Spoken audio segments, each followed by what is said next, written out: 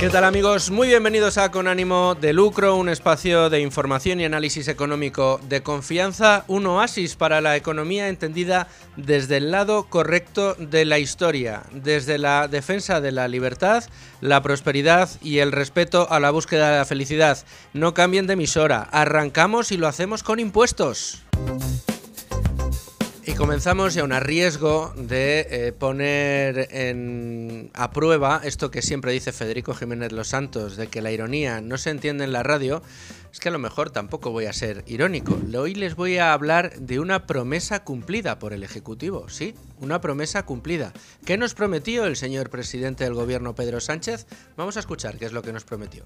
Rebajar durante 6 meses el IVA del 4% al 0% para todos los alimentos de primera necesidad y del 10% al 5% para el aceite y la pasta.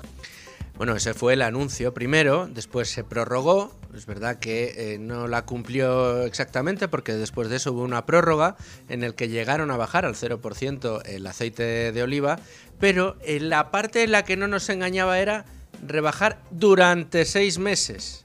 Luego fue algo más, pero era una rebaja temporal de impuestos. Tan temporal era esa rebaja de impuestos que hoy, martes 1 de octubre, entra en vigor la marcha atrás. Es decir, a partir de ahora volverán los impuestos indirectos a los alimentos de primera necesidad y, por supuesto, a ese alimento que pasa a ser ahora de primera necesidad, que era el aceite de oliva. Esto lo que va a provocar ahora va a ser que ustedes, que han visto cómo la cesta de la compra se les ha encarecido de una manera brutal durante la última legislatura, durante los últimos 5 años, van a comprobar cómo se les sube un poquito más esta decisión del Ejecutivo de terminar con aquella decisión, aquel anuncio temporal de bajada de impuestos. Ya ha terminado, consideran que la situación ya está en equilibrio. Insisto, después de que se haya encarecido de una manera brutal durante estos últimos años la cesta de la compra, va a ser que les resulte a ustedes todavía un poquito más cara. Y esto es muy importante porque a nivel de percepción, a nivel de pues de cómo se va a notar en el bolsillo de los ciudadanos, la medida de hoy, la que entra en vigor hoy, sí que la van a notar ustedes. Y la van a notar mucho. ¿Por qué? Bueno, pues porque la situación de la inflación, de la subida y la evolución de los precios a día de hoy hace que una subida en el IVA se note y mucho. ¿Por qué? Pues porque ustedes van a notar que lo que ayer pagaban más barato, hoy lo van a pagar más caro. El problema que hubo es que cuando anunció el señor Sánchez aquella medida de rebajar el IVA, los precios estaban tan disparados que ustedes no notaban una bajada de los precios. Notaban, en todo caso, y nadie lo notó, ya se lo digo, que en algún momento subieron con un poquito menos de intensidad. Pensemos que cuando el señor Sánchez hizo este anuncio, los precios en España de la cesta de la compra y de otros muchos bienes y servicios de consumo subían los precios totales en torno a un 5,7% cuando se tomó esta medida.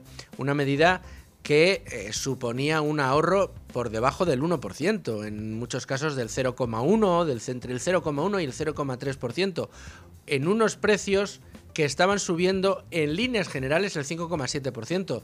No tengo el dato de cuánto subía en ese momento los precios de los alimentos, pero ya les digo que era muy por encima del 5,7%. Probablemente estaban ya entre el 10 y el 12% la subida de precios de los alimentos en aquel momento. Con lo cual, eliminar el IVA no hacía que bajaran, no hacía que se notara.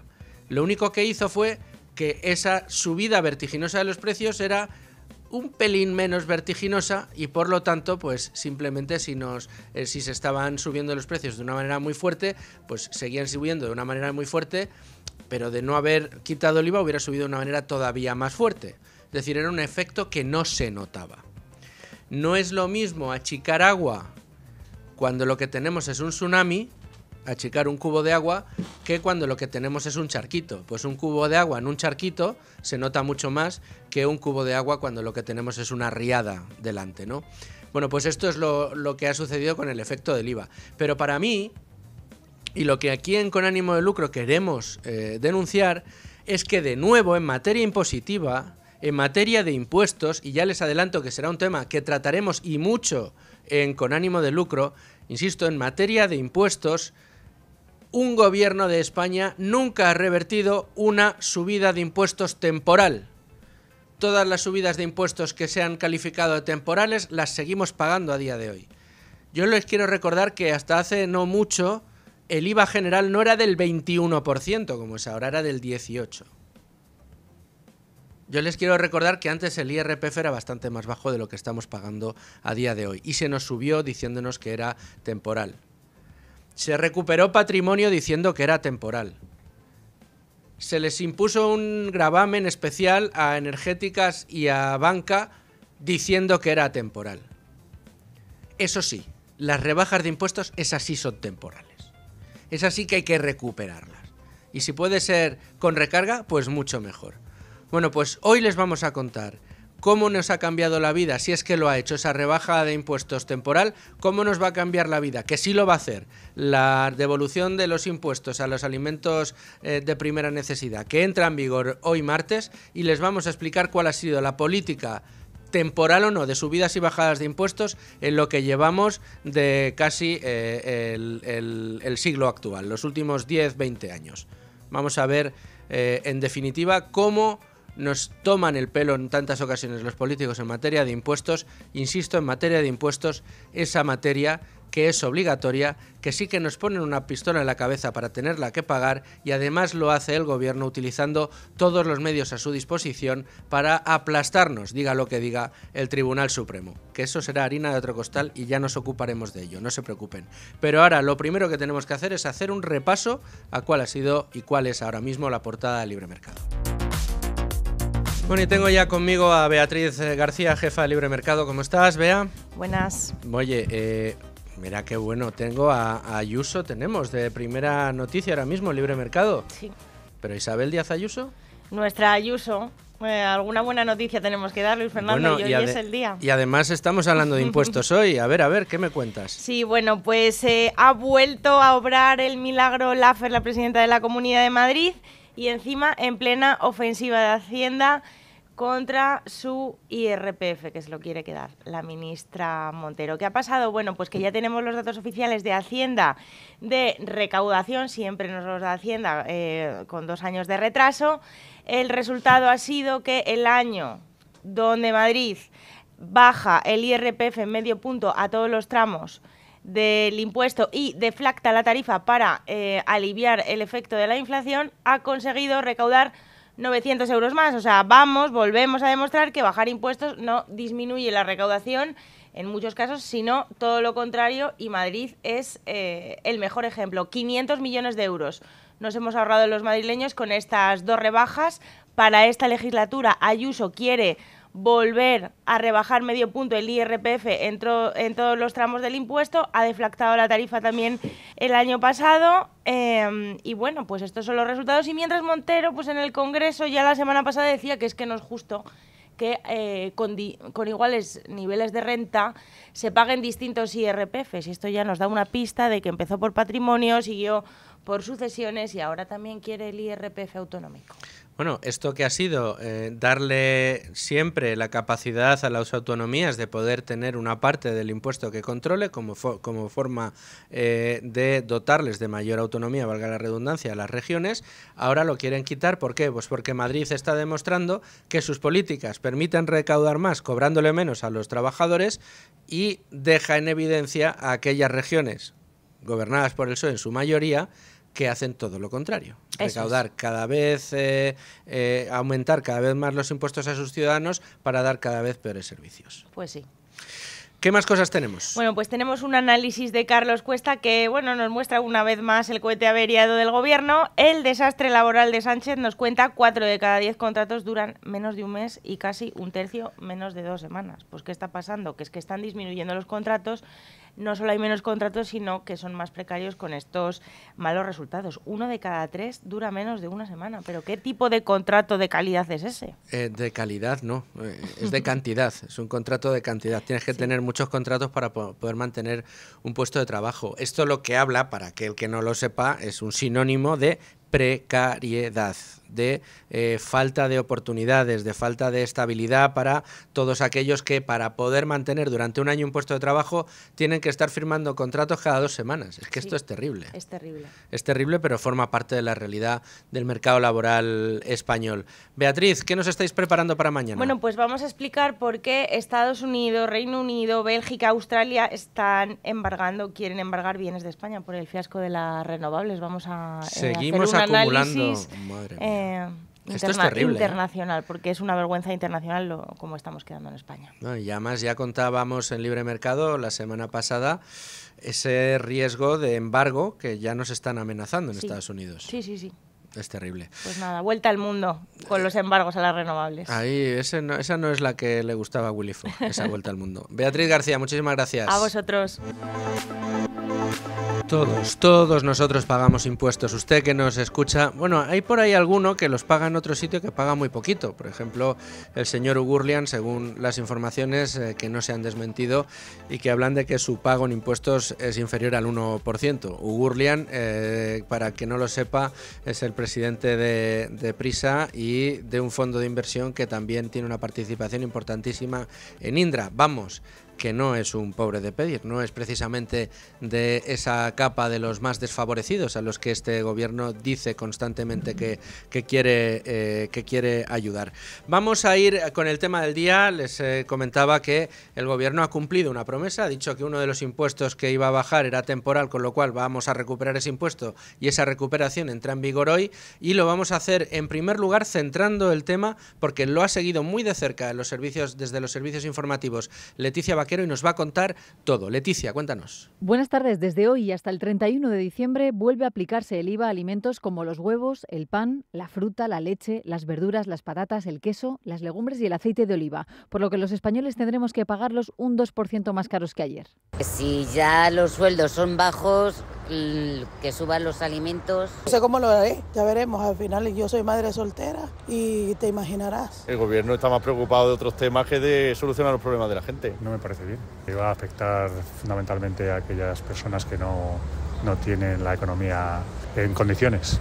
Recordemos que la rebaja en el impuesto sobre el valor añadido la puso en marcha el Gobierno a principios de año con el objetivo de combatir la subida de los precios ocasionada por las tensiones geopolíticas. En el Consejo de Ministros de finales de junio, la ministra de Hacienda, María Jesús Montero, la prorrogó, pero también anunció que el aceite de oliva, que acumula un incremento del 170% desde enero de 2021, iba a estar los meses de verano exento de IVA y que se sumaba también a la lista de productos básicos. Y, por tanto, tendrá siempre un tipo súper reducido.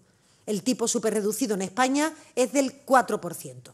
Esto significa que cuando los tipos vuelvan a la normalidad del IVA será el 4% en vez del 10% que venía soportando durante todo este periodo anterior.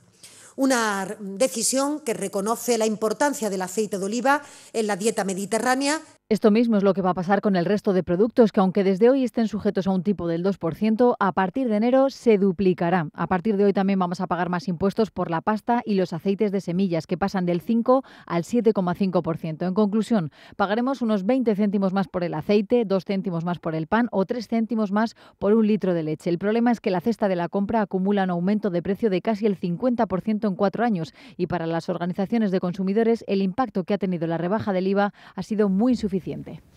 Bueno, tan insuficiente que no se notó, por lo que les decía antes, porque cuando se aplicó esa rebaja del IVA, mínima rebaja del IVA, los alimentos estaban subiendo de precio de una manera espectacular, con lo cual en el momento en que entró en vigor, esos céntimos pues no dejaban de ser un pequeño maquillaje dentro de la subida en ese momento. Luego continuó subiendo el precio de los alimentos, por lo tanto esa rebaja no se notó y fue mínima, desde luego, para aliviar el bolsillo de los españoles.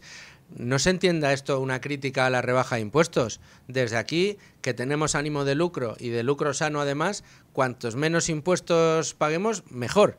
Así se lo digo. Es que es usted un insolidario porque no quiere sanidad y educación. No, yo quiero sanidad y educación, pero quiero impuestos mínimos, sencillos, pocos y que sean fáciles de entender. Y que además la presunción de inocencia a la hora de pagarlos o de revisar si se están pagando correctamente siempre caiga del lado del contribuyente, que es quien tiene que pagar impuestos porque le obliga el Estado de una manera coercitiva.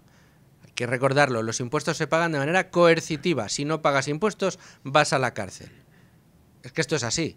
Y luego cuando la señora Montero o Hacienda te abre una inspección, en muchas ocasiones prospectiva, como le gusta decir ahora al gobierno cuando se acuerda de lo que le está pasando a Begoña Gómez, en el caso de Hacienda, en muchas ocasiones prospectiva, aunque el Supremo dice que no debe ser así, te cae todo el peso de la ley encima, todo el chantaje encima, y tienes a los inspectores de Hacienda tratando de pactar contigo una declaración de culpabilidad para que la factura te sea más pequeñita. ¿Por qué? Porque si no van a seguir insistiendo ahí. Y van a seguir insistiendo en que pagues los impuestos, porque a ellos mantener el procedimiento judicial no les cuesta nada. A ti te cuesta el trabajo, el tiempo, probablemente tu empresa, tu familia, tu salud y más de 20 años de pasar las canutas en esos litigios con Hacienda, sino que se lo digan a los pocos que han ganado de momento, como Xabi Alonso, que fue una auténtica persecución, y como tenía el patrimonio y el tiempo para poder afrontar un proceso como ese, lo hizo. Pero era Xabi Alonso, un jugador de fútbol de éxito, una persona que tiene un patrimonio enorme, pero ¿qué le pasa al frutero que le abre una inspección a Hacienda? ¿Qué le pasa al dueño del bar? ¿Qué le pasa al autónomo de turno? ¿Qué le pasa al pequeño empresario que mantiene a duras penas una empresa con 50 empleados? Pues que a la primera oportunidad de pactar, pacta para que no les vaya, no tenga que vender la empresa para poder pagar el pleito. Esto es lo que está haciendo Hacienda. Y por eso es tan importante tratar temas como el que tratamos hoy. Y lo hago ya con Rubén Folguera. ¿Cómo estás, Rubén? ¿Qué tal? Nos ha explicado Leticia, desde los servicios informativos, cuál va a ser el efecto real que vamos a tener sobre los precios con esta entrada en vigor en el día de hoy de la rebaja, del fin de la rebaja de impuestos. Pero ¿ha solucionado algo? ¿Qué efecto ha tenido? Porque lo podemos medir con datos. Claro. Bueno, ¿ha solucionado algo? Quizá el gobierno diría que sí, porque claro, el IPC de septiembre nos dice que la inflación está en el 1,5%, pero la inflación acumulada entre enero del 19 y agosto del 24 es del 20,4%. Por tanto, ahí vemos ya que quizá no tanto. Y si vamos a la inflación de alimentos, vemos que es cierto que en julio de este año se moderó al 3,1%, que es bastante, aún así, pero que bueno, pues la inflación ha hundido en estos últimos años el consumo de alimentos y bebidas, y que de hecho el consumo de alimentos y bebidas, creo que ya hemos comentado aquí, se ha situado en el mes de agosto en el nivel más bajo de los últimos 20 años, es decir, desde 2003. El gasto, sin embargo, mientras el consumo de alimentos y bebidas caía a su nivel más bajo en 20 años, en cambio subía el gasto, es decir, consumiendo cada vez menos, gastábamos los españoles cada vez más. Eso es. En este periodo el gasto ha crecido un 9,6%, llegando, digamos, el gasto en alimentos y bebidas, y ha alcanzado casi los 90.000 millones en términos agregados, lógicamente. Y si vemos, por ejemplo, el IPC, la inflación del aceite de oliva, vemos que entre agosto del 23 y agosto del 24 los precios del aceite de oliva han aumentado un 25%, cuando ya estaban aplicando estas medidas.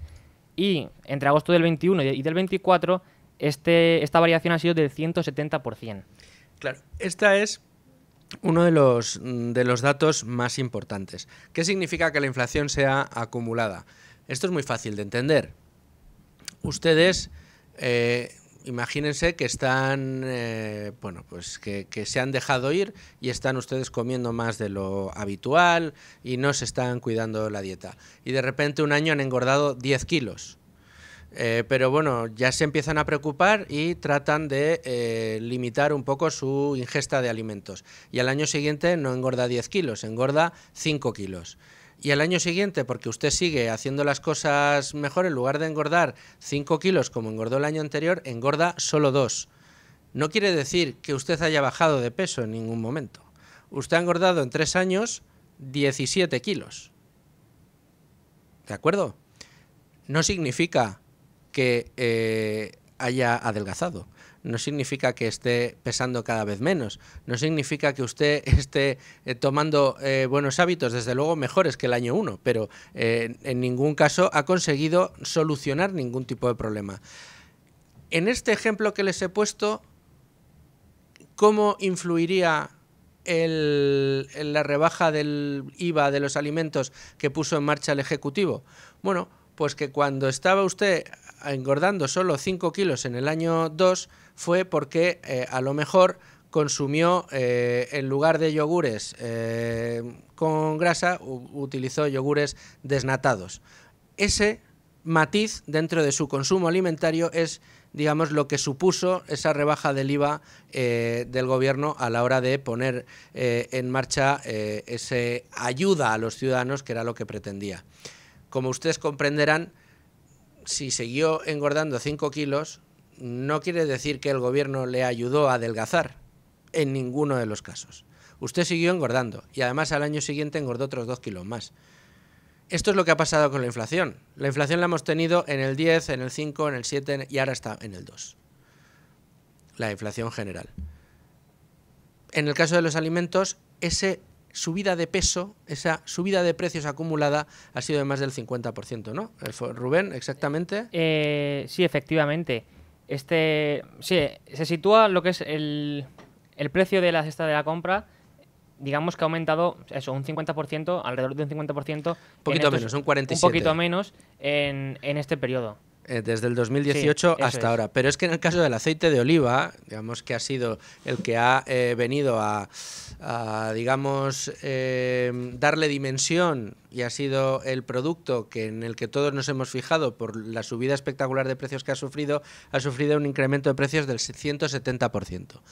¿Qué es lo que está pasando? Bueno, pues que efectivamente cuando se tomó la decisión, buena decisión, insisto, desde aquí, desde con ánimo de lucro, preferimos no pagar impuestos o cuanto menos impuestos paguemos, mejor, pues si quitan impuestos, fenomenal. Pero se quitan de manera demagógica y se promete además que van a ser temporales. Aquí lo que pasa es que sí que cumplen su palabra y son finalmente temporales. ¿Y qué pasa, Rubén, ahora que se revierte? Porque lo que estamos viendo es que cuando lo pusieron en marcha, como ese yogur desnatado, apenas se notó o el impacto, aunque se ha medido, ha sido un impacto muy moderado. Pues mira, un estudio de unos investigadores de SADE, en los primeros meses de que estuvo en marcha la medida, concluyó que esta medida supuso un alivio del 0,3% del gasto total de los hogares de menor renta y del 0,13% para aquellos hogares de mayor renta. Y claro, ¿cuál es el problema? Pues quizá uno de ellos, de esta iniciativa es lo que apuntaban algunas organizaciones de consumidores, que no sé si hay... Yo creo que Leticia Vaquero antes no ha apuntado nada de carne y pescado. ¿Por qué será? Porque estos productos no estaban incluidos en la rebaja del IVA. En absoluto. Claro, y son productos de primera necesidad, no, primerísima. Entonces, si se aplica la rebaja, vale, está muy bien al pan, a los huevos y tal, pero no a la carne y al pescado, pues haces un pan con unas tortas, nunca mejor dicho. Desde luego, porque realmente no estás haciendo que se note. Claro. Sin embargo, la gracia del asunto es que ahora, cuando ese IVA vuelve a su lugar, es decir, cuando se revierte la situación, ahí sí que impacta. ¿Y sí que impacta por qué? Pues porque ahora, cuando la inflación está más moderada en el 2%, esa subida sí que la vamos a notar. Antes, cuando estaba subiendo mucho, te rebajan un poquito esa subida de precios y lo único que notas es que sigue subiendo. Resulta que te impactan un 0,3% en unos casos, en un 0,13% menos de subida. El problema es que ahora, que están algo más estables los precios, aunque siguen subiendo poco a poco todos los años, una subida como la que vamos a experimentar en el IVA de los alimentos, esto sí que se va a notar. Sí, digamos, algunos estudios apuntan a que durante el 2024, digamos, desde septiembre hasta final de 2024, este aumento de los precios va a ser de 3 euros por cada cesta. Pero claro, al final las familias no hacen la compra una vez al mes, van 4 o 5 veces. 3 por 4 son unos 12 euros al mes, por 50 semanas más o menos, ya vemos que el aumento es bastante importante. Pero bueno, en todo caso lo importante también es tener en cuenta que el aumento se va a notar sobre todo a partir de enero del 25, cuando vuelva a subir del 2% al 4% el IVA para los alimentos básicos y del 7,5% al 10% para aquellos que son del segundo grupo. Y claro, ¿qué ocurre? Digamos, algunos expertos que dirigen estudios en distintos tipos de organizaciones de consumidores están explicando estos días que incluso aunque la inflación bajase, debido al aumento del IVA, digamos que las familias no van a notar nada la propia reducción de la inflación. Es decir, que lo que esta reversión de la medida va a ocasionar es pues que los precios, si no aumentan, se sigan igual, Pero vamos, está claro que... Desde luego no van a reducir. No van a reducirse, está claro. Y vamos ahora, si te parece, Rubén, a analizar esto que comentaba yo un poco en la apertura, ¿no? Sí. Esto que es muy bonito, el ejercicio de hacerlo, sobre todo a toro pasado, ¿no? ¿Qué hemos dicho esta mañana cuando hemos empezado a preparar el programa, Rubén? Vamos a buscar las ocasiones en las que desde el gobierno, sea este del color que sea, nos han dicho que van a subir los impuestos de manera temporal, como una medida excepcional. ¿Y qué resultado tenemos? Bueno, digamos que lo que aquí incluimos son algunas, porque son los grandes éxitos, ¿no? Los highlights, los greatest hits. Eso es, porque nos llevaría mucho más tiempo. Pero bueno, en tiempos recientes pues tenemos, por un lado, el tema del impuesto extraordinario a la banca y a las energéticas, que ya se está trabajando para que quede como permanente, y el impuesto a las grandes fortunas, que ya va a quedar en efecto como un impuesto permanente. Así que si quieres, escuchamos a Carlos Martín, que es el gurú económico de Sumar, defender cómo Sumar, que de hecho él recuerda que esto está en el acuerdo programático entre el PSOE y Sumar de gobierno, pues que van a presionar para que esto quede así.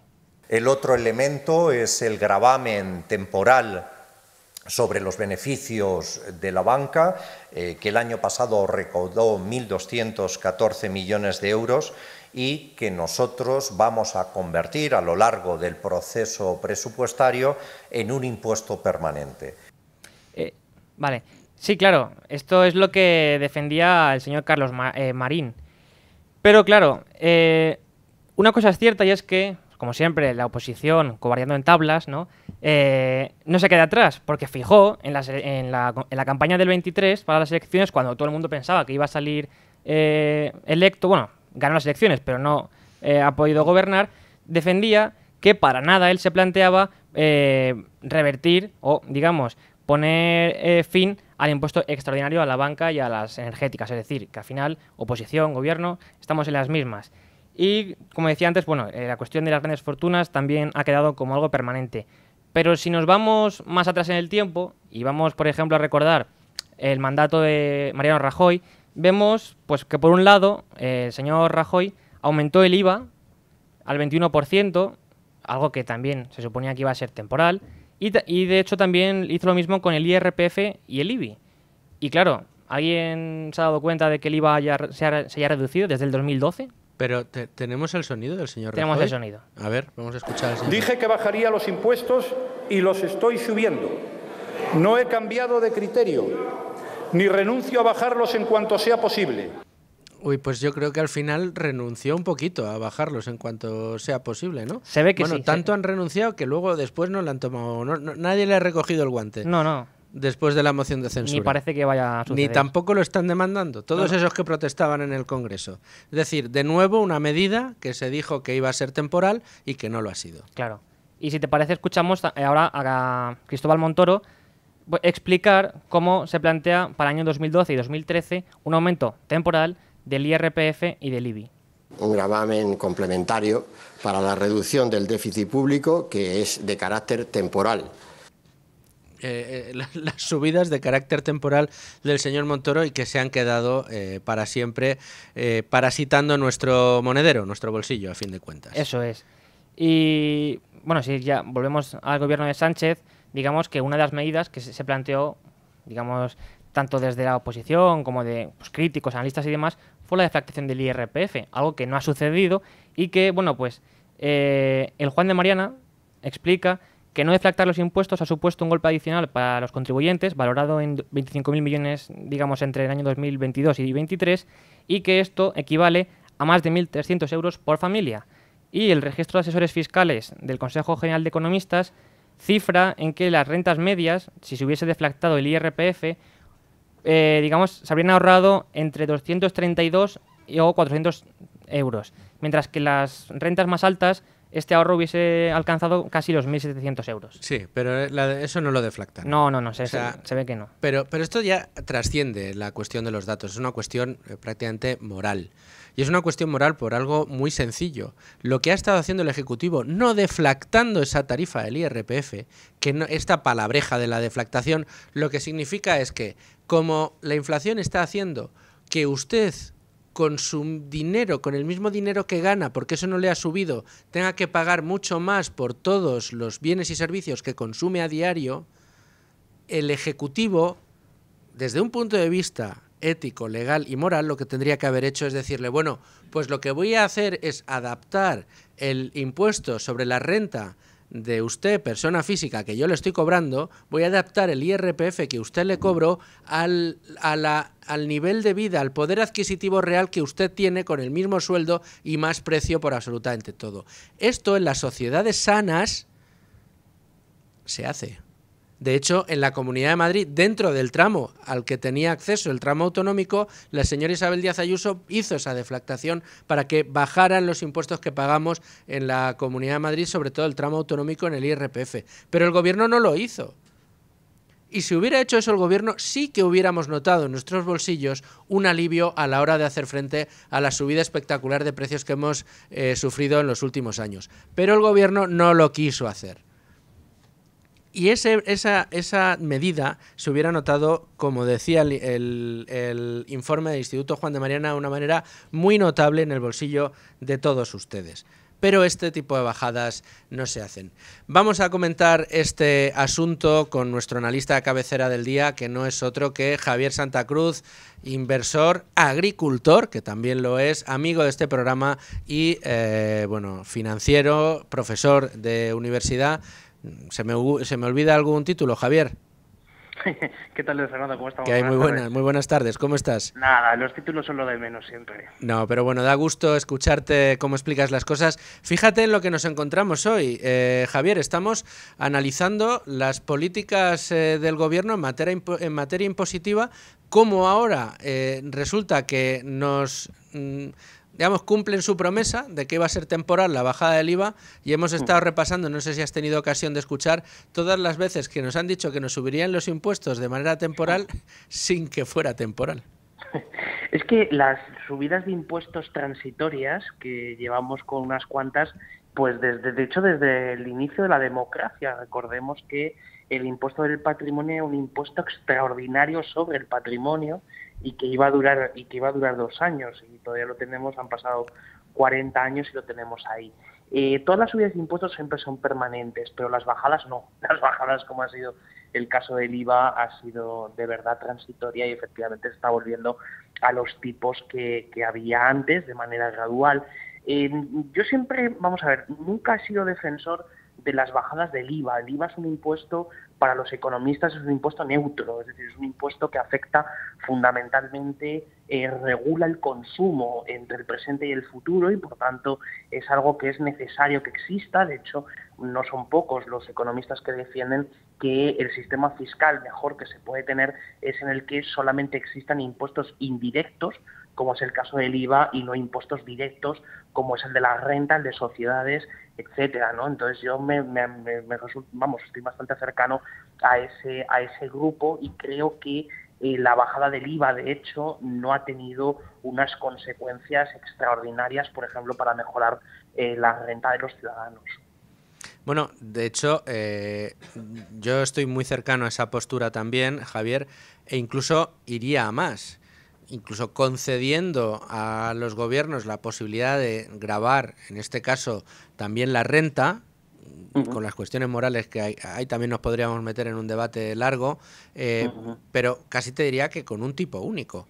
Un tipo único de un 10, un 15% para todo el mundo y ya sería progresivo, porque evidentemente el que paga un 10% de un salario de 20.000 al año no es lo mismo que un 10% en un salario de 500.000 al año. No sé si me explico. Eso ya sería progresivo en sí mismo y no estaría, digamos, perjudicando como lo hace ahora, sobre todo al talento, a la llegada de rentas altas, a la llegada de inversión, como lo hace en España. Pero ¿por qué crees que existe una voracidad tan importante por parte del Gobierno, en este caso en España? Parece que nos ha mirado un tuerto, porque da igual que vengan los de derechas que los de izquierdas. Oíamos a Rajoy como decía que él había prometido bajar los impuestos y que los iba a subir, pero que enseguida los iba a bajar.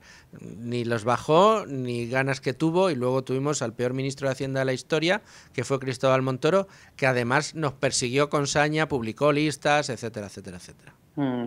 A ver, hay que tener en cuenta que el incentivo principal que tiene un gobernante es a maximizar su presupuesto. Eso es algo que sabemos desde los viejos economistas de la Public Choice de los años 60, 70, 80, donde no solo intentaban maximizar el presupuesto, eso quiere decir aumentar los ingresos fiscales y, por tanto, la recaudación sobre los impuestos existentes, sino además también maximizar su posición de poder. Es decir, al final, esto es aquello que decía una diputada en el Congreso de prestigio, poder y presupuesto. Entonces, en este caso, lo que persiguen es precisamente el poder y el presupuesto. Entonces, las subidas fiscales son herramientas muy poderosas porque además en todo lo que es la materia fiscal el corto plazo es siempre engañoso porque ocurre también en el lado contrario cuando hablamos de la famosa curva de Laffer, cuando hablamos de que bajando los impuestos se aumenta la recaudación. Al final aquí hay una cuestión de paciencia o impaciencia con el tiempo. Entonces, a corto plazo, un aumento de los impuestos supone un aumento de la recaudación porque las bases imponibles pues no consiguen ajustarse de manera automática y, por tanto, las decisiones que se toman de consumo, de ahorro, inversión, etcétera, pues lo que se hace es siempre tomarlas de manera intertemporal. Es decir, estamos comparando el presente con el futuro y en ese sentido pues una primera reacción es evidentemente la del aumento de la recaudación y la de menos poder adquisitivo, menos renta disponible para las familias. Pero en el momento en el cual pasa un tiempo, que pueden ser 6 meses, un año o incluso más, es donde se produce el efecto contrario, ¿no? Y eso es lo que el gobierno, pues por ejemplo, en los últimos años, ese efecto castigo de que se den la vuelta a las bases imponibles no lo ha tenido. ¿Por qué? Porque tenemos inflación. Es decir, la inflación es el fenómeno que explica de manera transversal qué es lo que ha sucedido con el enorme incremento de la recaudación fiscal en los últimos años. Es lo que explica que a pesar de que el gasto se incremente de una manera muy importante, el crecimiento de los ingresos sea superior al de los gastos y, por tanto, el déficit público se esté reduciendo, pero no casa con el aumento de la deuda pública. Y entonces ahí es donde está precisamente el efecto de la inflación sobre ese tipo de cálculos. Bueno, y un cálculo que lo podemos dar en porcentaje y en acumulado. Rubén Folguera se ha mirado en cuánto han aumentado los ingresos tributarios desde que Sánchez llegó al poder. Sí, si cogemos el periodo entre enero y julio del año 19 y del año 24, vemos que los ingresos tributarios netos de la agencia tributaria han aumentado más de un 37%. Más de un 37%, Javier. Y ahora un poquito más, ¿no? Porque ahora ya el IVA de los alimentos también va a contribuir al aumento de la caja. Claro, es que esto es el efecto de en los 2 primeros años no tanto, 19-20, fue más el efecto de las subidas fiscales que se produjeron prácticamente desde que el actual gobierno llegó, bueno, no el actual, sino el color político, ¿no?, que gobierna en este momento, llegó a mediados del 18, pero a partir del 21 es donde se nota el efecto de la inflación. Ese efecto, recordemos que fue negado de manera sistemática por parte del Ministerio de Hacienda en varias ocasiones. De hecho, sus diferentes portavoces hablaban de que no había efecto inflacionista y que era en realidad lo que estaba animando la economía, o sea, era por efecto del crecimiento del PIB. No, todos son cantidades nominales y, por tanto, lo que se ha producido es un incremento de la recaudación, un incremento de las bases imponibles de los impuestos que ha sido enorme. De hecho, una de las cosas que se ha producido es situaciones de doble tributación. Por ejemplo, lo vemos en el caso del impuesto de sociedades, en el caso del IRPF, tanto para la enorme masa tanto de pymes como de autónomos, dependiendo de los impuestos que tengan que pagar. Entonces, hemos llegado a un punto, yo creo que bastante terrible para la economía española, que es un incremento de la carga fiscal real que tienen las familias, y que eso pues ha producido que incluso en un momento, en los últimos 3 años, de una llegada masiva de fondos, sobre lo que son los que traen las exportaciones, tanto de servicios como de bienes, eso no sea verdaderamente aprovechado por todo el tejido productivo y por todos los agentes económicos en España, y que nos encontremos en la situación en la que estamos de que la renta en términos reales apenas ha subido con respecto al año 2019, incluso con las revisiones estadísticas que se han hecho, y que el proceso de convergencia real con Europa pues lo perdimos hace ya unos cuantos años, y que en términos equivalentes lo estamos pues en torno al 90% de la renta media de la Europa 15, y por tanto incluso tendríamos que ser beneficiarios de fondos de cohesión. En fin, Javier, como siempre, te agradezco que colabores con ánimo de lucro y lo hagas con la claridad que te caracteriza. Muchísimas gracias.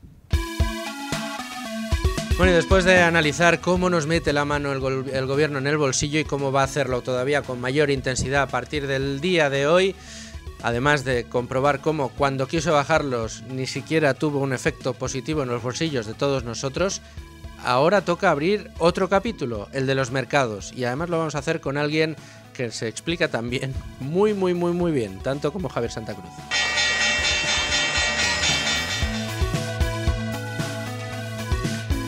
Bueno, y tenemos que abrir página de mercados, lo hacemos como cada día repasando cómo está el mercado patrio, el selectivo nacional, el IBEX 35, que cotiza ahora mismo en 11.829 puntos, está registrando una recogida de beneficios tímida todavía, no es especialmente importante, aunque como hablábamos ayer con José María Luna, de Luna y Sevilla Asesores, pues era evidente y sana, ¿no? Tiene que suceder después del rally alcista que ha estado protagonizando el mercado.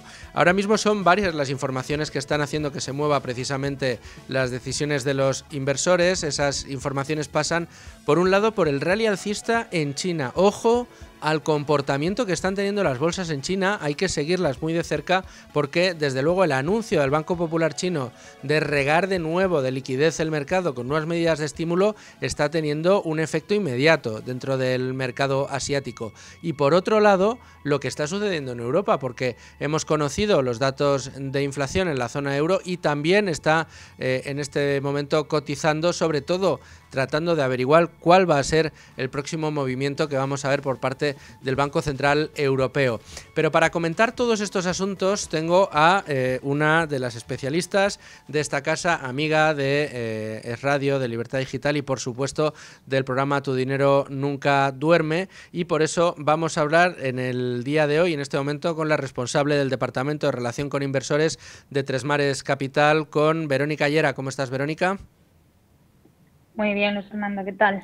Pues muy bien, muy contento de tenerte para que nos traigas algo de luz respecto a lo que estamos viendo en los mercados y sobre todo luego tratar de aterrizarlo de cara a aquellos de nuestros oyentes, de nuestros espectadores que bueno, pues tienen sus ahorros depositados en renta variable o en renta fija, pero con una perspectiva muy de largo plazo, si tienen que temblar o no respecto a las cosas que se ven en el mercado. ¿Te ha sorprendido a ti ese comportamiento eufórico, casi podríamos decir, de los índices chinos? La realidad es que no tanto, ¿no? Porque al final hay que tener en cuenta que el mercado chino es un mercado muy intervenido y no siempre nos hemos llevado estos sustos, que en este caso, pues digamos que la volatilidad ha sido al alza y siempre puede ser mejor recibida que cuando lo es a la baja, ¿no? Pero el mercado chino siempre nos da sorpresas. Aquí al final ahora es China y los mercados asiáticos en general están provocando o proporcionando mucha volatilidad en los mercados. Lo vimos en el mes de agosto con las decisiones del Banco Central Europeo, el Banco Central de Japón al implementar la subida de tipos, que fue uno de los factores que provocó esas fuertes correcciones que vimos en ese momento. Y ahora en septiembre pues ha sido una volatilidad, al contrario, al alza, con todos los planes de estímulo que han ido anunciando el Banco Central chino. Aquí es verdad, como tú comentabas al principio, que son unos paquetes de estímulos sin precedentes y en este caso la buena acogida yo creo que viene de la mano de que se trata de una flexibilización monetaria, que al final, bueno, pues probablemente venga también acompañada de reformas fiscales que estamos todavía por conocer, pero bueno, pone encima de la mesa la urgencia que está teniendo, digamos, el gobierno chino de reactivar el crecimiento económico y bueno, todas estas medidas que al final están muy enfocadas a una política monetaria y financiera están buscando, pues digamos, sostener o reactivar el crecimiento, deteniendo por una parte la caída de los precios de la vivienda, que yo creo que todos somos conscientes de la crisis inmobiliaria que lleva impactando negativamente en la economía china desde hace ya unos cuantos años, y por otra parte pues apuntalar también el mercado de valores. ¿Qué pasa? Desde que se han publicado todas estas medidas monetarias, sobre todo y financieras, es verdad que las subidas de las alzas han sido sin precedentes, una verticalidad muy sustancial, y analizando cualquier tipo de índice chino que podamos mirar, pues probablemente es la mayor racha alcista desde que existe histórico, y en casi todos los casos hemos visto cómo índices que han pasado de tener pérdidas a principios de septiembre a tener ganancias de doble dígito a finales de septiembre. Bueno, entonces, que esto venga de la mano. Sí, perdona, no, Verónica, sí, iba a decir simplemente, y un lunes, que el lunes en la bolsa de Shanghái un 8,06% arriba, la bolsa de Shenzhen un 10,67%, estamos hablando decías verticales, vamos, esto es un rascacielos para arriba, o sea, esto es espectacular, ¿no? Los resultados de este lunes. Hoy martes la mayoría de plazas están cerradas por festivo en China, pero claro, el lunes fue brutal lo que vimos ayer. Espectacular, pero totalmente de acuerdo, pero digo, no debería sorprender tanto por un poco todas estas medidas, desde luego, que por parte del gobierno chino, que digo, ya con el intervencionismo. Entonces aquí es donde creo que hay que reflexionar, ¿no? Al final, que todas estas subidas vengan explicadas, pues en este caso por una decisión en términos de política monetaria y no realmente por unos fundamentales mejorados de ningún tipo, aunque las expectativas sean que estas políticas tengan un impacto positivo en el corto o medio plazo, pero aquí también va la segunda derivada. ¿Realmente va a tener ese impacto tan positivo o nos vamos a meter en otra espiral de distorsiones en el precio de los activos y una asignación de recursos que no es eficiente, que ya hemos visto en otros mercados y en otro tipo de activos? Sin ir más lejos, tenemos el ejemplo también en Estados Unidos, en Europa. Entonces, todas estas intervenciones por parte de los bancos centrales, siempre, por mucho que el sentimiento inversor muchas veces lo celebre, hay que ser cautos porque bueno, pueden conllevar también unas implicaciones no tan positivas. Desde luego. Aparte de una dificultad añadida que subyace dentro de todo, debajo de todo lo que estabas comentando, de ese mercado tan intervenido, que es fiarte de las cifras que te da China, ¿no? Y esto siempre ha sido un gran problema. De todas maneras, te propongo que demos un salto a Europa. Hoy hemos conocido un dato importante, el dato de la inflación en el viejo continente, una inflación que va un poco en la línea de lo que todos los analistas estaban esperando y que habla de que precisamente pues se reduce. De hecho, la inflación en términos interanuales en la zona euro ha bajado hasta el 1,8%. Esto no quiere decir que los precios bajen, esto hay que aclararlo siempre, sino que suben un poco menos, pero ya han entrado en ese entorno objetivo de alrededor del 2% que se marca, insisto, como objetivo el Banco Central Europeo. Esto hace que todos los actores, seguramente será una de los bulle que tú vives dentro del sector financiero, que será cuál va a ser la próxima medida del Banco Central Europeo. Casi me atrevería a decir en cuánto va a bajar la próxima vez y cuándo los tipos de interés el propio Banco Central Europeo, ¿no? Al final, totalmente de acuerdo. Creo que todo el mercado lo está condicionando el comportamiento a las decisiones de los bancos centrales, como hemos hablado de China, y ahora, pues como bien dices, del Banco Central Europeo y, por supuesto, la Reserva Federal.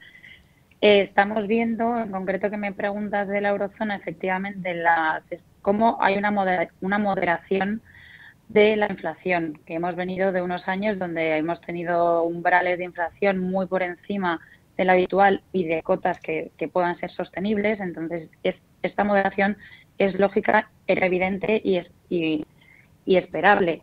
Otra cosa es que este escenario de ciclo de bajadas de tipos de interés, ¿dónde va a llegar y hasta dónde se va a bajar? Todo irá pues un poco acompasado de las cifras que vayamos viendo a nivel económico, pues por este binomio de inflación y crecimiento que vemos que prevalece un poco en general, por mucho que no sea el mandato por excelencia el crecimiento, así como si el nivel de precios del Banco Central, pero lógicamente una cosa va de la mano de la otra, ¿no? Entonces, bueno, pues sí que los mensajes que estamos recibiendo por parte del Banco Central Europeo son bastante más de política monetaria flexibilizándose que desde luego restrictiva. y eso pues probablemente, teniendo en cuenta un poco el histórico de las lecturas que está haciendo el mercado y las reacciones que está teniendo a este tipo de noticias, pues sí es así, tengamos unos últimos meses del año positivos. Para terminar, Verónica, y como siempre nos gusta en este programa, vamos a tratar de aterrizar todo lo que está sucediendo en el mercado al bolsillo de los oyentes y espectadores, porque muchos de ellos estarán invertidos y habrá más de uno que se esté preguntando desde ayer si no habría sido el momento de haber invertido en el mercado asiático o aumentar la ponderación de sus inversiones o la exposición de sus inversiones a Asia, en este caso por geografía. Cuando suceden estos eventos, Verónica, ya sea por la bolsa china o cualquier otro, ¿crees que es bueno cambiar la estrategia o, en cambio, no tampoco es malo el tener algo de liquidez para explorar una oportunidad que crees que puede ser buena? O lo que solemos decir en Tu dinero nunca duerme casi siempre, estate quietecito, tú mantén tu estrategia a largo plazo y déjate de cantos de sirena, no vaya a ser que vayas a entrar cuando el mercado está más caro. Efectivamente, no es muy importante no modificar nuestros planes y nuestra planificación financiera sesgados por ruido que pueda haber en el mercado en el corto plazo, porque lo más seguro es que lleguemos tarde y mal. Entonces, lo importante es invertir en lo que se conoce, estando cómodos y mantenerse en esa guía para, bueno, pues no, porque lo más seguro es que haciéndolo así, efectivamente, no lastre nuestras rentabilidades en el largo plazo.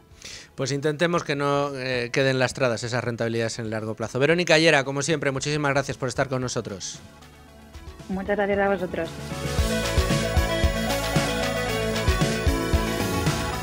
Y nosotros nos despedimos, pero no para siempre. Les dejamos en manos de los servicios informativos. Vamos a escuchar el boletín de la 1 y sigan con nosotros. Quédense, no cambien de emisora porque continuamos con las secciones importantes, interesantes. Vienen Domingo Soriano y José Ruiz de Alda. No se lo pierdan. Aquí vamos a estar enseguida en unos minutos. Y continuamos con ánimo de lucro y en esta ocasión vamos a hablar ya no un avance ni un resumen de lo que ha sido la última pizarra de Domingo Soriano que siempre nos traen a Es Radio, a Libertad Digital, a todo el grupo, Nuria Richard y Domingo Soriano, mi compañero y amigo. Pero tengo a Domingo Soriano aquí conmigo. ¿Qué tal, Domingo? ¿Qué tal, Fernando? Para hablar de esos temas que estamos repasando semana a semana, que han sido recurrentes dentro de lo que son las enseñanzas de vuestra gran trayectoria en la pizarra de Domingo y que, bueno, pues nos gusta aquí recordar y pues casi hacer resúmenes de las cosas más importantes, ¿no? Uno de los temas que yo tenía aquí en agenda y que no quería que se me escapara sin hablar contigo era precisamente una de tus obsesiones, aunque no sé si lo es en realidad, pero sí es quizá del tema que más hayas escrito, ¿no? El de las pensiones. Sí, es el del que más he escrito, no por nada, sino porque son los temas que más se leen. O sea, yo me gustaría no escribir tanto de pensiones, pero me lo piden mucho en el periódico y también para la pizarra, para el podcast, para los diferentes lugares en los que intervengo, porque es sin duda el tema que más interesa. Además interesa en todos los sentidos. Interesa mucho a los pensionistas porque tienen miedo, a los actuales pensionistas, de que pueda haber medidas en su contra. Interesa mucho a los que están relativamente cerca de la jubilación porque sienten que les pueden cambiar las reglas ahora que apenas tienen margen de maniobra. E interesa mucho a los jóvenes, a los que tienen más tiempo antes de jubilarse, a los que tienen por debajo de 45 o 50 años, porque piensan que no van a cobrar una pensión y dicen, me están quitando cada mes un auténtico dineral en cotizaciones sociales y esto no va a ir a ninguna parte. Bueno, yo creo que en general los miedos de los tres grupos son un poco exagerados. El miedo debería ir en otra dirección que la que normalmente tenemos cada uno de nosotros por nuestra situación personal. ¿Y por dónde tendría que transitar ese miedo? A ver, el miedo tiene mucho más que ver con lo que es la mirada al conjunto de la economía española y las cuentas públicas que a las pensiones. Es decir, ¿los pensionistas actuales están blindados? Yo creo que sí. Yo creo que no va a haber un cambio en sus condiciones, salvo que exista una quiebra a la griega, que yo creo que no va a ocurrir. Existe ese riesgo, cuidado, y es posible algo que en sí mismo ya es muy preocupante, aunque sea pequeño.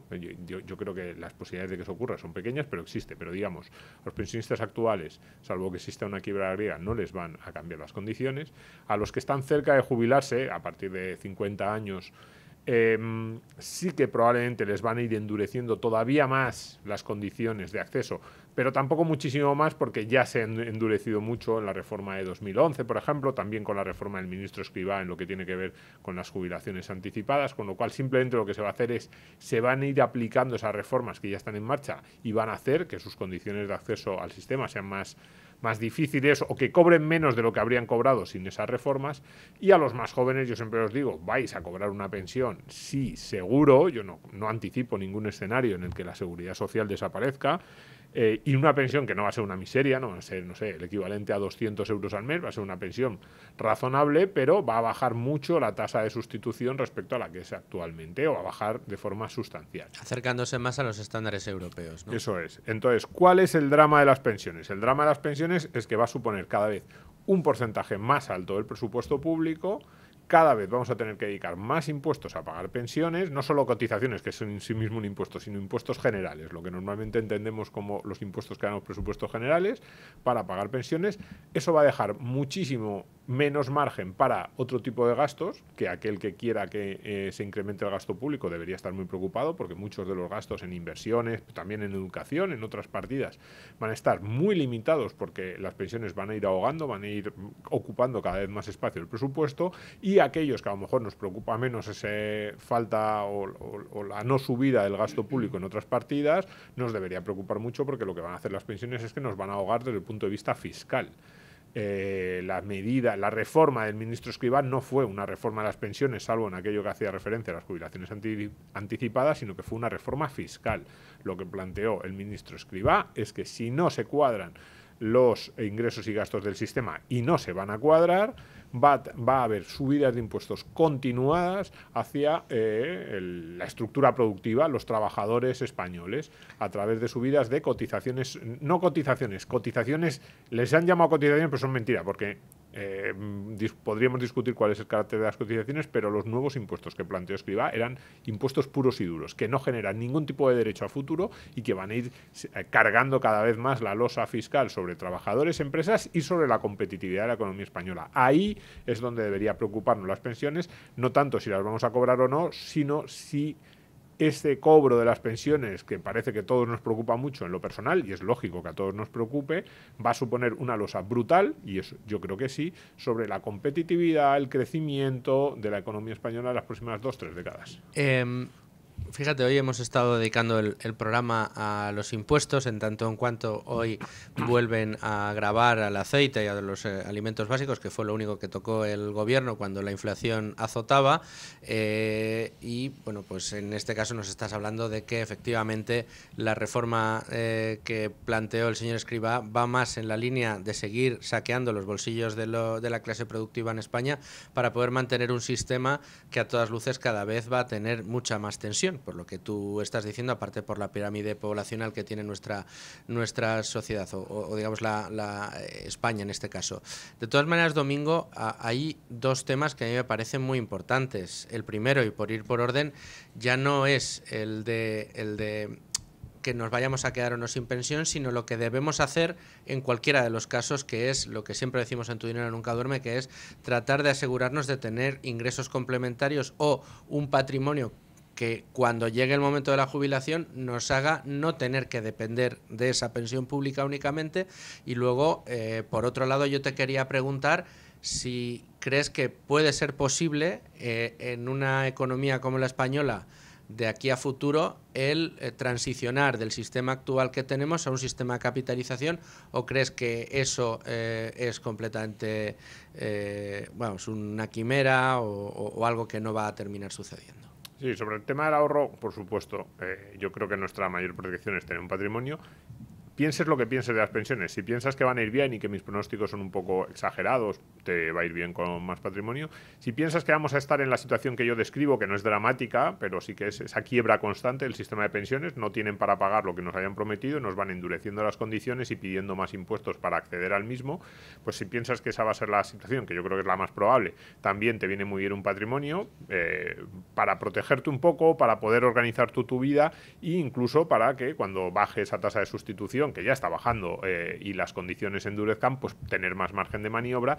Y si piensas que podría llegar a darse una situación a la griega, que no es tanto de que desaparezca la seguridad social o dejen de pagarnos pensiones, sino que bajen un 30 o un 40% de un día para otro, por en una situación de quiebra del Estado español, pues también, evidentemente, ese sería el momento en el que más te iba a ayudar el patrimonio. Con lo cual, sea cual sea tu previsión respecto a tu apuesta, respecto a lo que va a pasar, te conviene un patrimonio. Y capitalización o reparto. Yo creo que es inviable ahora mismo en España en el tiempo en el que esto va a ser realmente preocupante, porque a partir del año 2050, 2055 ya van a pasar 30 años, la estructura demográfica va a caer, también el mundo en el que viviremos será completamente diferente. Hacer planes a partir de ahí, bueno, pues no sé si tiene mucho sentido. Lo digo esto porque sí que yo he visto algún informe que decía, bueno, a partir de esos años 2045, 2050 y sobre todo a partir de algo más allá, 2055, 60, 70, podría ser posible o cuadrarían las cifras y la demografía sigue como hasta ahora para iniciar un periodo de transición hacia un sistema de capitalización que se pondría en marcha del todo a final de siglo y sinceramente me parece un poco absurdo. O sea, sí, está bien plantearse a futuro, estaría bien que si en ese momento la situación es como se dice, pues que se inicie, pero ¿cómo va a ser la economía de 2050? ¿Cómo van a ser los trabajadores? ¿Cómo van a ser las herramientas, la tecnología? ¿Cuál va a ser la esperanza de vida? No sé si tiene mucho sentido planteárnoslo. Y entonces alguien dice, no, pero hay que afrontar el sistema de capitalización ahora, cuando las cosas son realmente complejas, en ese periodo 2025-2045, que es el que realmente va a ser dramático, ¿no? De aquí a mediados de siglo. Y ahí yo no veo ningún escenario. Es decir, estoy diciendo que está todo el mundo preocupado por su propia pensión. Los gobiernos tienen un miedo pavoroso a hacer cualquier tipo de ajuste a los pensionistas actuales. Un miedo no tan grande, pero también muy importante a los que están cerca de la jubilación. Y vamos a plantear un sistema mixto o de compensación que permita pagar a los que están ahora, pero al mismo tiempo que los que van a jubilarse dentro de 30 años ahorren por su cuenta. A ver, sería posible un sistema a la sueca, que lo que hizo fue iniciar un proceso de capitalización muy poco a poco, con un porcentaje, no sé si era el 1,5, estoy dudando, pero era algo así. Si no era el 1,5, era el 2 o el 2,5 de tus cotizaciones iban a un módulo de capitalización. Algo así podría ser. A ver, yo he visto... podría ser. Yo he visto planes, por ejemplo, el profesor Huerta de Soto alguna vez ha defendido una desamortización o antidesamortización, pues en este caso sería la venta de todo tipo de bienes estatales para conseguir muchísimos ingresos y financiar con eso las pensiones de los actuales pensionistas y al mismo tiempo permitir que los pensionistas del futuro ahorrasen por su cuenta. Pero sinceramente, o sea, yo es un plan que lo veo y digo, pues mira, me gusta, tiene interés, no sé, teórico. Pero tú ves a un gobierno español vendiendo playas, vendiendo isla en Baleares o deshaciéndose de todos los cuadros que no están expuestos en el Museo del Prado para pagar las pensiones, pues no lo veo. Hace unos años tampoco veíamos a un Javier Milei en la presidencia de la República Argentina. No perdamos la esperanza, Domingo, de que esto de la esperanza es lo último que se pierde. Pero bueno, en cualquier caso, gracias por el repaso que nos has dado a un tema que, como bien dices, preocupa y mucho en un día además como hoy. Y bueno, te espero la semana que viene con otra pizarra, otro de los asuntos que tantas veces habéis tratado en la pizarra y que te diré la semana que viene, no hoy. Muchas gracias. Muchas gracias, Domingo. Bueno, llegamos a una de las secciones más esperadas de la semana, tenemos que decirlo porque es así. Tenemos al profesor José Ruiz de Alda, ¿cómo estás? Pues encantado de estar aquí de nuevo. Bueno, eres gestor de patrimonial, eres gestor de fondo de inversión, analista y asesor, y además eres profesor en la Universidad Francisco Marroquín, aparte de hombre de confianza de esta casa. tengo que decirlo, para que el que todavía no te haya ubicado.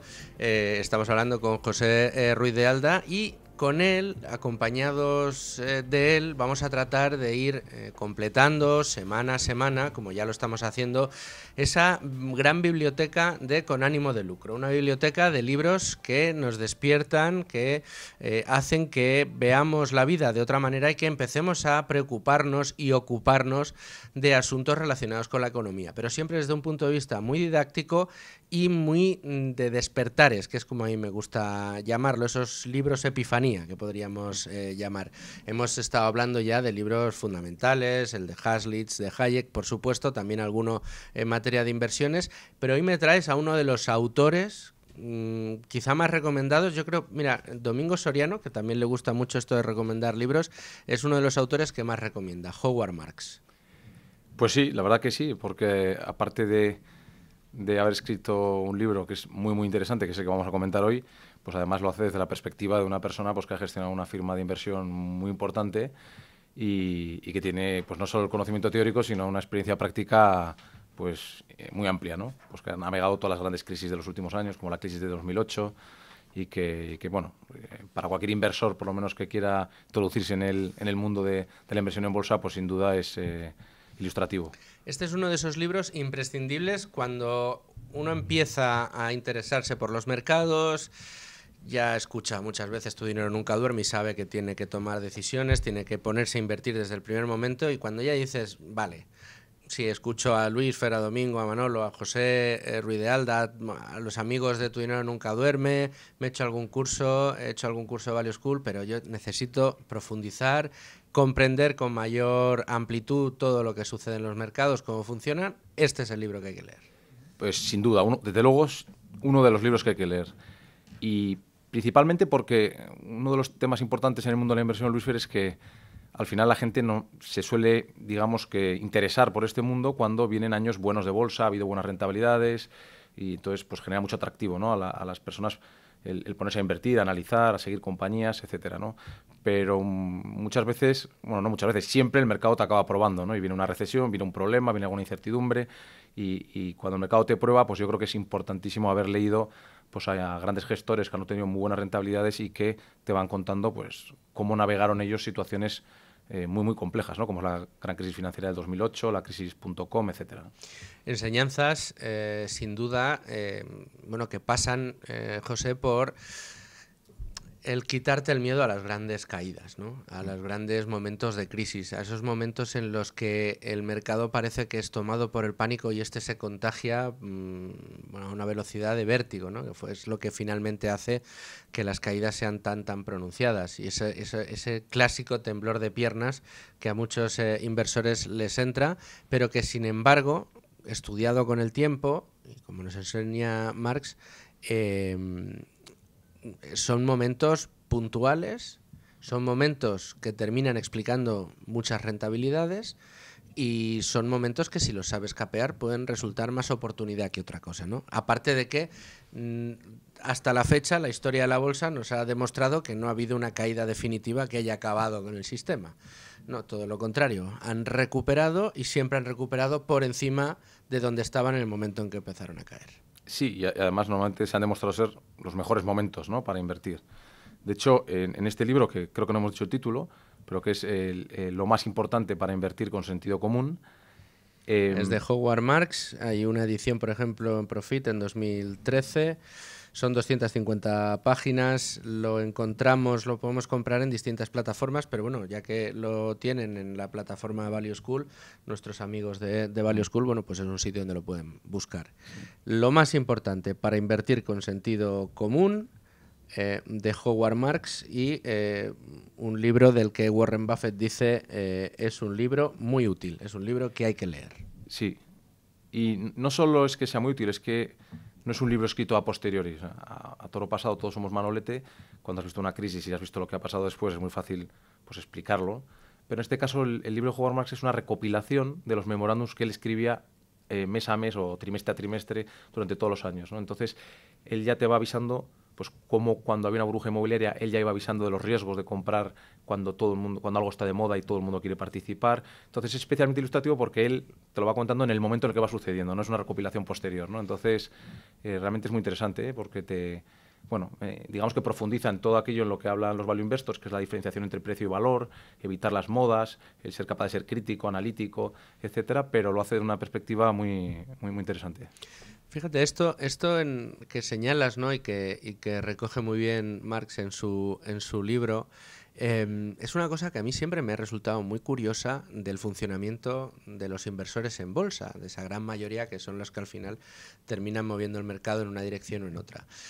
Y yo además lo reflexiono muchas veces con amiguetes, ¿no? Cuando te preguntan, bueno, ¿y qué esto de invertir? Y tú no tienes miedo y tal y cual. Y oye, es que están cayendo la bolsa, ahora tú crees que es buen momento, ¿no? Todos los días oigo que hay números rojos, crisis en la bolsa, ¿no? Grandes momentos de caídas, ¿no? Pudo ser el COVID o cuando se aprobó el Brexit o, en fin, ese tipo de eventos. Y al final yo siempre les pregunto, digo, vamos a ver, tú cuando te tienes que comprar ropa, ¿qué te la compras? ¿En el momento en el que más caro está en el año o cuando llegan las rebajas? No, hombre, yo me espero a las rebajas.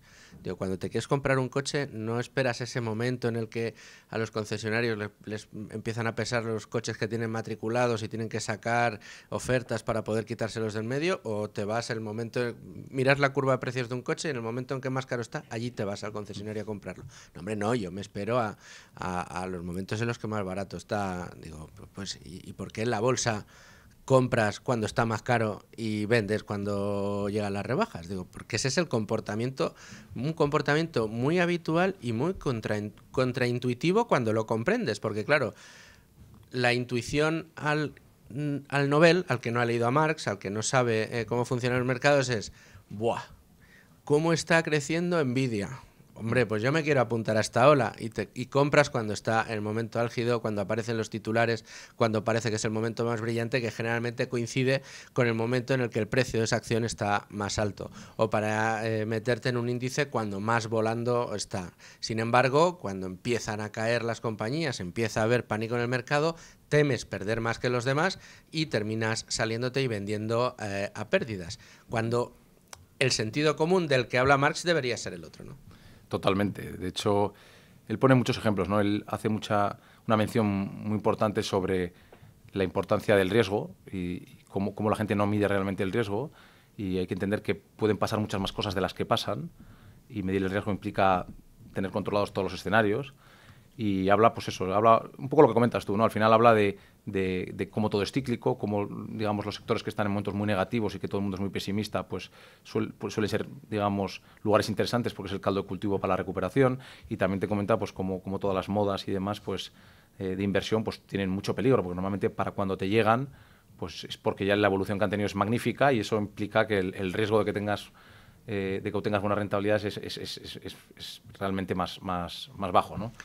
La cosa está, José, en cómo identificar esas modas, claro. No es fácil. No, claro. Cuando inviertes en una moda, muchas veces no sabes que estás invirtiendo en una moda. Totalmente. Y cuando hay una oleada, una narrativa sobre un tema concreto... Véase la IA. Véase la IA, hay un momento en el que es que parece que todo está justificado.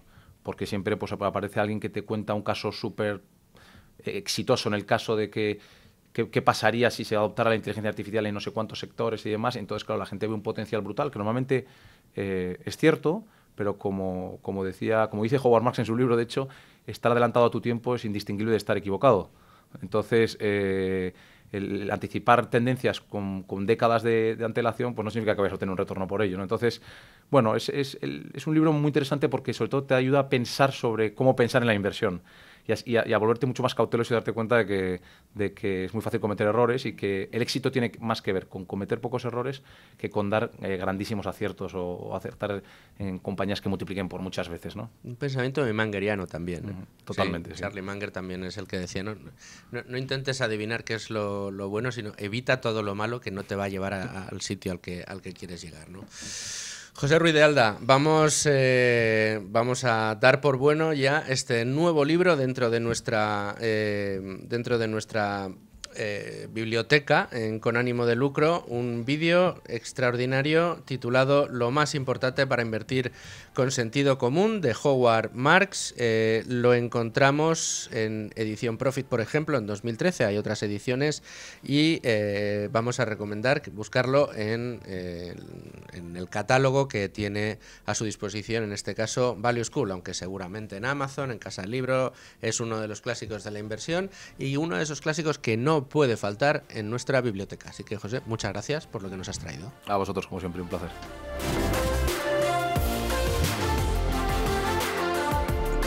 Y cómo nos vamos a despedir mejor que diciéndoles a todos ustedes lo más importante que deben saber para invertir en este caso y desde luego para estar informados sobre economía, siempre con los mejores datos, siempre con profundidad y siempre desde el análisis y desde el lado correcto, como nos gusta decir a nosotros, de la historia. Muchas gracias por estar ahí un día más y nada, les espero aquí mañana con asuntos de su interés. Sean muy felices, amigos. En Es Radio Libre Mercado, con ánimo de lucro, con Luis Fernando Quintero.